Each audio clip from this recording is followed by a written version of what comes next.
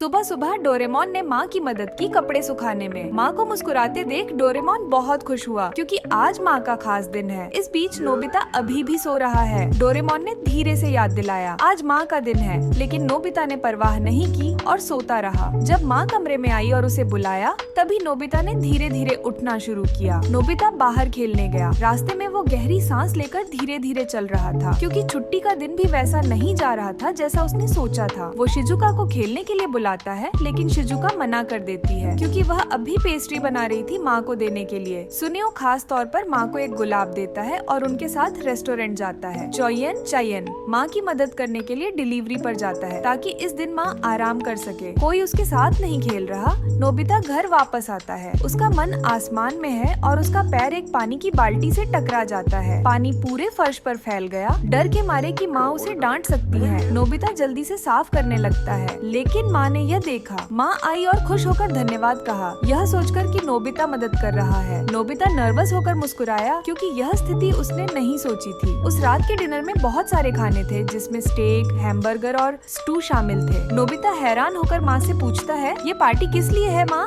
माँ भावुक होकर कहती है, सब डोरेमोन और तुम्हारी मदद के लिए है। डिनर के बाद माँ नोबिता के लिए बिस्तर बिछाती है और उन्हें धन्यवाद देती है कि उन्होंने आज मदद की। लेकिन जैसे ही माँ जाने लगी, उसने नोबिता की बिना नंबर वाली टेस्ट शीट देख ली। माँ ने पेपर उठाया। नोबिता सोचता, अब तो पक्का परेशानी होगी। डर के मारे वह बहाना बनाने लगा, लेकिन माँ ने सिर्फ एक लंबी सांस ली और धीरे से कहा, अगली बार और मेहनत करना बेटा। माँ चली गई। नोबिता हैरान कि माँ ने इतनी जल्दी गुस्सा क्यों नहीं किया। डोरेमोन समझाता है, माँ आज गुस्सा नहीं करना चाहती क्योंकि आज उनका दिन है। यह सुनकर नोबिता के दिमाग में एक आइडिया आया। वह टेलीफोन कैबिनेट का इस्तेमाल करना चाहता है ताकि हर दिन माँ का दिन हो। इस तरह नोबिता को डांट भी नहीं पड़ेगी और हर कोई ज्यादा मदद कर सकेगा। यह दोनों के लिए फायदे का सौदा है। डोरेमोन भी इसे ठीक समझते हैं और जादुई गैजेट निकालते हैं। तुरंत नोबिता फोन उठाकर कहता है, अगर हर दिन माँ का दिन हो तो क्या होगा। मशीन चालू हो जाती है। अगले सुबह नोबिता कैलेंडर की एक पन्नी फाड़ देता है। पिछली तरह वह माँ की मदद करता है कपड़े सुखाने में। माँ खुश है। नोबिता बताता है कि फूल का बर्तन टूट गया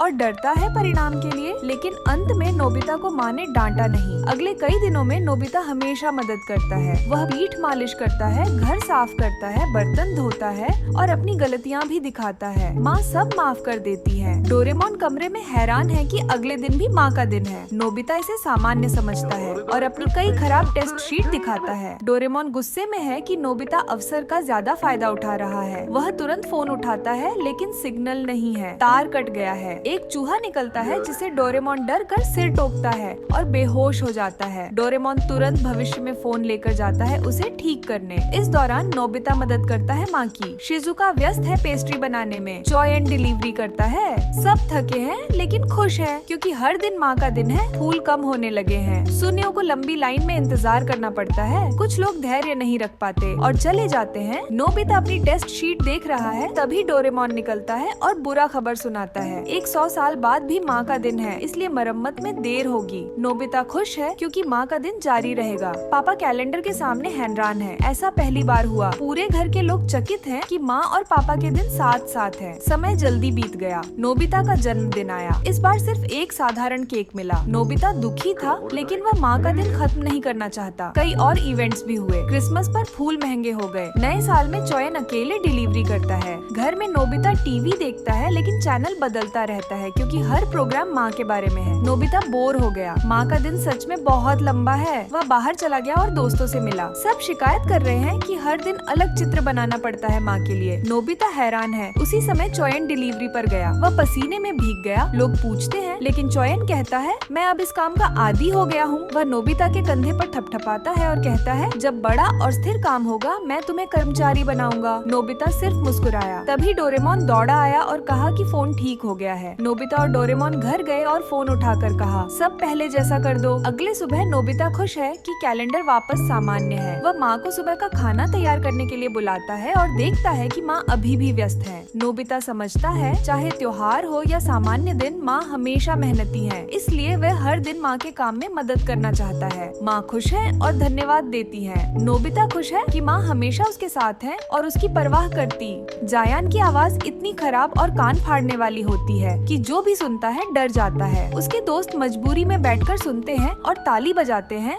तभी जायान उन्हें छोड़ता है। इसके बाद जायान पूछता है कि क्या उसकी आवाज सुनकर सबको झंझनाहट महसूस हुई या नहीं। नोबिता घर जाकर डोरेमोन को सारी बात बताता है और पूछता है कि झंझनाहट का मतलब क्या होता है। तब डोरेमोन अपनी जेब से इलेक्ट्रिक सूट निकालता है। डोरेमोन समझाता है कि अगर रबर को बालों से रगड़ा जाए तो बाल चिपक जाते हैं, जिससे बिजली बनती है। यह सूट इंसान की हरकतों से बिजली जमा करता है और बाहर निकालता है। डोरेमोन अभी पूरा समझा भी नहीं पाता कि नोबिता वहाँ से भाग जाता है। रास्ते में नोबिता उछल कूद करता है यह देखने के लिए कि बिजली बन रही है या नहीं। तभी उसे सुनियो और शिजुका खाली मैदान में बैठे मिलते हैं और नोबिता गाना शुरू कर देता है। वह गाते हुए नाचने लगता है, जिससे दोनों बहुत परेशान हो जाते हैं। बिल्कुल जायान की तरह वे दोनों वहाँ से जाने लगते हैं। तभी नोबिता के शरीर से बिजली निकलती है और सुनियो शिजुका को झटका लगा है। नोबिता की आवाज और बिजली की ताकत से आसपास के लोग इकट्ठा हो जाते हैं। कोई तारीफ करता है, कोई बुराई। नोबिता को लगता है कि वह जायान से बेहतर गा रहा है। तभी जायान यह सब सुन लेता है। जायान गुस्से में चिल्लाता है और नोबिता पर टूट पड़ता है। नोबिता मुसीबत में फंस जाता है। तभी सब लोग भाग जाते हैं क्योंकि पास ही मशहूर अभिनेता हादा मसाकी की शूटिंग चल रही होती है। नोबिता भागने की कोशिश करता है लेकिन जायान उसे रोक लेता है। जायान उसे जबरदस्ती गाने को कहता है। वह जानना चाहता है कि सच में झंझनाहट होती है या नहीं।